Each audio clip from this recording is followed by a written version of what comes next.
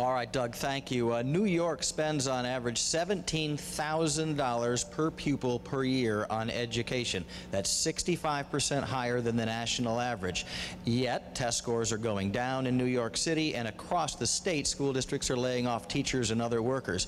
So education in our schools are a big issue for a lot of people. One of them is joining me right now, Hallie Carino. She is a senior at West Islip High School here on Long Island and part of a group called Renew New York. Hallie, what's your question for the candidates? Thank you. Good evening, candidates.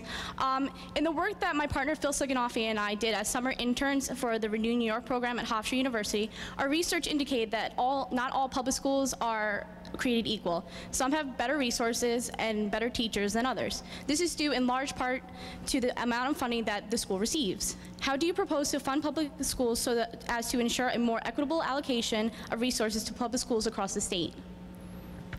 Thank you. I think one of the things we got to understand is that the waste isn't just here.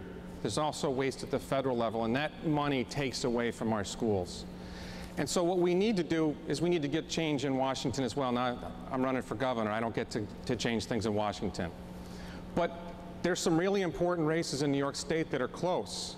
And one of the worries I'm hearing from a lot of people is that Mr. Palladino's behavior in the campaign is going to keep a lot of people home. And I want to say to those people, you still have to get out and vote. Of course, I want your vote, but it's not just me. There are some really important races, some close races, and with some good people who will fight for the change we need, not just here, but will fight for the change we need in Washington.